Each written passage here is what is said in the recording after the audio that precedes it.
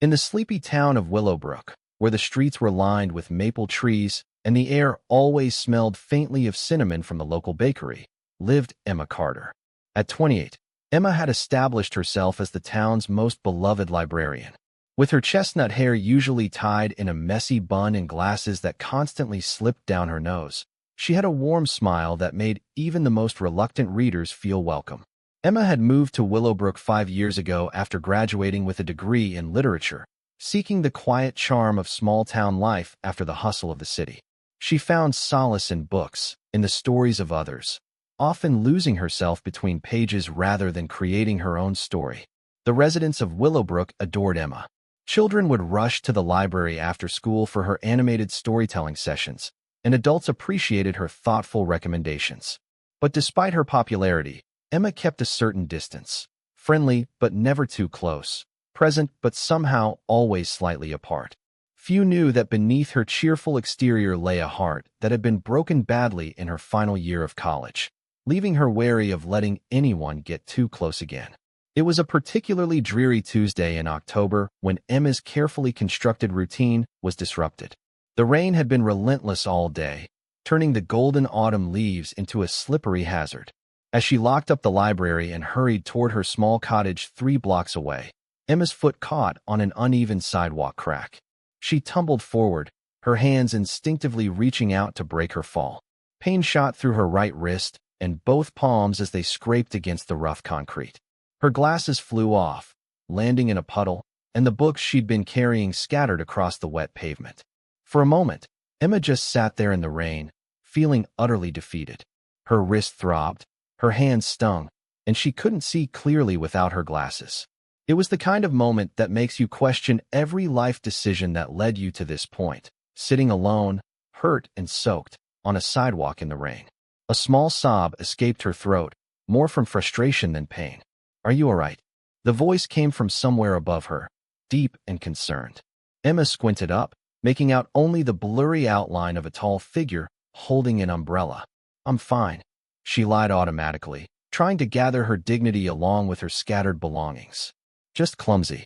"You don't look fine," the voice said, and suddenly the rain stopped pelting her as the umbrella was positioned over her head. The figure crouched down, coming into slightly better focus. "Your hands are bleeding, and you're favoring your right wrist." Emma blinked rapidly, partly to clear the raindrops from her eyelashes and partly in surprise at the stranger's perceptiveness. "My glasses," she explained, gesturing vaguely. "I can't see without them. These—" The man, she could tell it was a man now, reached over and carefully picked up her glasses from the puddle. He wiped them on what appeared to be a dry spot under his jacket and gently placed them back on her face. The world came into focus, and so did he. The stranger had kind eyes, a warm hazel that crinkled at the corners when he smiled, which he was doing now. Dark hair curled damply around his face, suggesting he'd been in the rain for some time before stopping to help her. He wore a navy blue medical coat over casual clothes, and a stethoscope peeked out from one pocket. "I'm Lucas Bennett," he said, still holding the umbrella over her rather than himself. "The new doctor at the community clinic. And you definitely need some first aid." Before Emma could protest, Lucas had gathered her books with his free hand and was helping her to her feet. "My place is just around the corner," he said, nodding toward the row of apartments above the shops on Main Street. "Let me patch you up, and then I'll walk you home." Something about his calm confidence made it difficult to refuse. Or perhaps it was the throbbing pain in her wrist that convinced Emma to nod and allow this stranger, this doctor, to guide her to shelter. Lucas's apartment was surprisingly cozy for someone who had clearly just moved in. Boxes were stacked neatly in corners, but a comfortable-looking sofa and a small dining table were already set up. He settled Emma on the sofa and disappeared briefly, returning with a first aid kit and, unexpectedly, a steaming mug of tea. "The bandages are for your hands," he explained with a slight smile. "But in my experience, tea is essential first aid for the spirit, especially on rainy days." The warmth of the mug in her uninjured hand spread through Emma, and she found herself relaxing slightly as Lucas gently cleaned and bandaged her scraped palms. His touch was professional but gentle, his movements practiced and efficient. "You're the librarian, aren't you?" he asked as he worked. "I've been meaning to get a library card." Just moved here 2 weeks ago. Emma nodded. That's me. Emma Carter. She winced slightly as he examined her wrist. Is it broken? Lucas carefully rotated her wrist, watching her face. Just sprained, I think. I'll wrap it, but you should ice it when you get home. He reached for an elastic bandage and began wrapping her wrist with precise movements. So, what do you recommend for a newcomer to Willowbrook's library? The familiar territory of book recommendations put Emma at ease, and she found herself suggesting several titles based on the few personal details Lucas shared as he worked. He'd moved from Boston, where he'd completed his residency, choosing Willowbrook because he wanted to practice medicine where he could really know his patients. He loved historical fiction and medical mysteries, but had a secret weakness for poetry. As he secured the bandage on her wrist, Lucas's fingers lingered just a moment longer than necessary. There, that should help with the pain and swelling. His eyes met hers, and a playful smile tugged at his lips. Though between you and me, kisses make better medicine than bandages. Old family remedy. Emma felt heat rise to her cheeks, and she quickly took a sip of tea to hide her reaction. Was he flirting with her? It had been so long since anyone had that she wasn't entirely sure. I don't think that's scientifically proven, she managed to say, aiming for a light tone. Lucas laughed, a warm sound that seemed to fill the small apartment. Not everything effective can be proven in a lab, Ms. Librarian. Some remedies you have to experience to believe. The rain continued to drum against the windows as they finished their tea, talking easily about books, the town, and the peculiarities of small-town life. By the time Lucas insisted on walking her home, umbrella held firmly over both of them, Emma realized she'd spent nearly 2 hours in his company, the longest conversation she'd had with anyone in Willowbrook that wasn't about library business. At her door, Lucas handed her a small paper bag, extra bandages, antibiotic ointment, and my professional prescription. Inside was also a handwritten note with his phone number and the words, Tea Remedy, applied daily as needed. Kiss Remedy, still available upon request for scientific verification. Emma couldn't help but laugh, surprising herself. Thank you, Dr. Bennett, for everything. Lucas, he corrected with a smile. And I hope to see you soon, Emma. Maybe when you're not falling on sidewalks. As she watched him walk away, umbrella tilted against the rain, Emma felt something she hadn't experienced in years, a flutter of possibility, a tiny crack in the careful walls she'd built around her heart. The next few weeks brought a new rhythm to Emma's life. Lucas became a regular at the library, often arriving just before closing with 2 cups of tea, one for himself and one for her. He claimed he needed recommendations, but he spent more time talking to Emma than browsing books. Their conversations flowed easily, moving from literature to childhood memories, from town gossip to deeper discussions about life and purpose. Emma learned that Lucas had lost his mother to cancer when he was in medical school, that he had a younger sister studying marine biology in Australia, that he could recite Pablo Neruda poems from memory when sufficiently encouraged.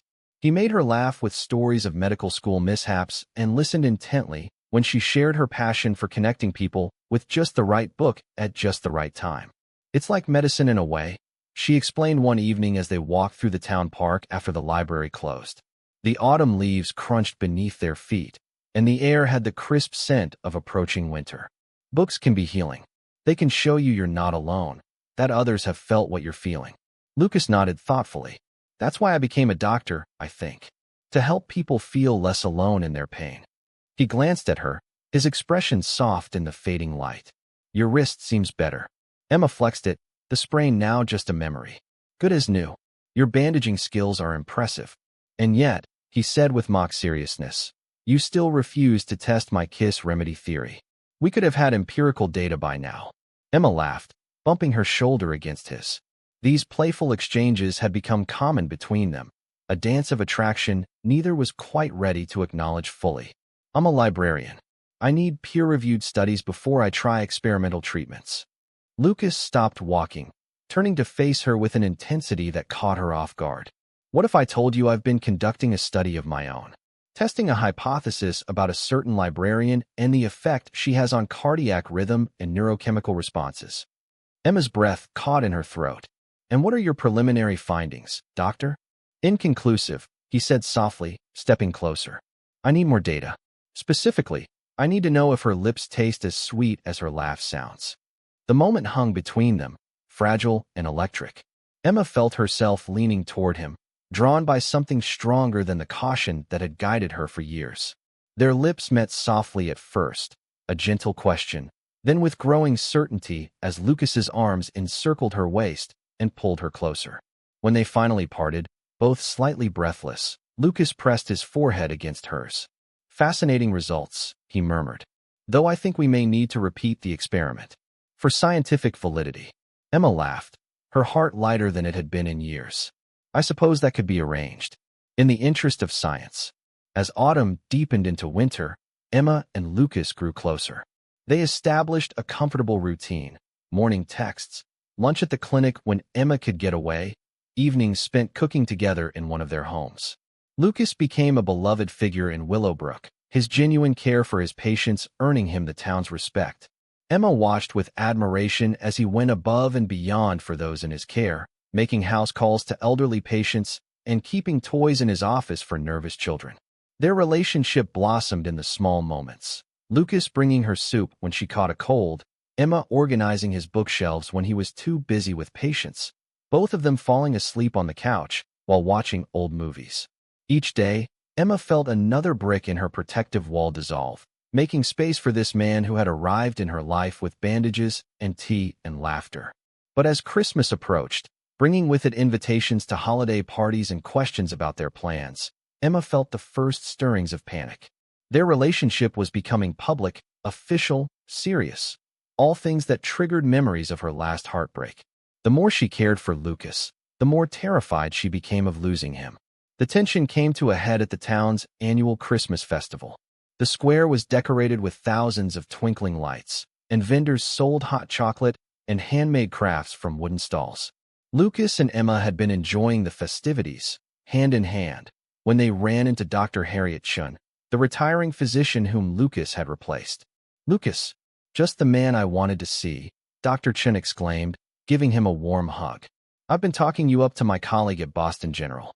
They're expanding their trauma center, and they're looking for someone with your skills. It would be a significant step up from our little clinic here." Emma felt Lucas's hand tighten around hers, but her mind was already racing ahead, imagining him leaving, returning to the city, finding someone more sophisticated, less damaged than herself. "That's very kind, Dr. Chun," Lucas was saying, "but I'm quite happy here in Willowbrook." Dr. Chun waved dismissively. "Just think about it. A talented young doctor like you shouldn't bury himself in a town this size forever. You have potential." The conversation moved on, but the damage was done. Emma withdrew into herself, responding to Lucas's attempts at conversation with one-word answers. By the time they left the festival, the silence between them was palpable. "Are you going to tell me what's wrong?" Lucas finally asked as they reached Emma's cottage. "You've been somewhere else since we talked to Dr. Chun." Emma hugged herself against the cold, both physical and emotional. "Are you going to take the Boston job?" Lucas looked genuinely surprised. "What? No.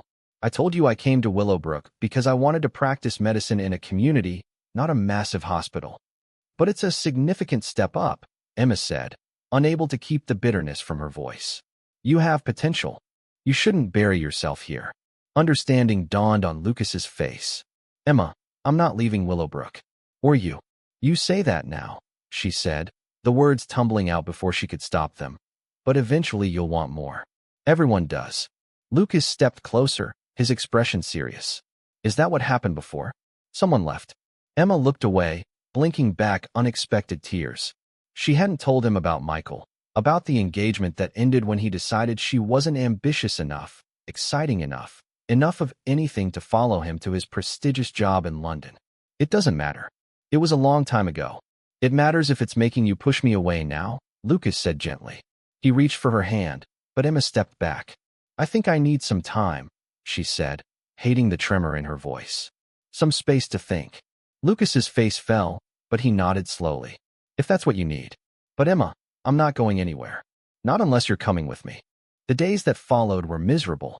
Emma threw herself into preparing for the library's holiday events, working late into the evening to avoid going home to her empty cottage.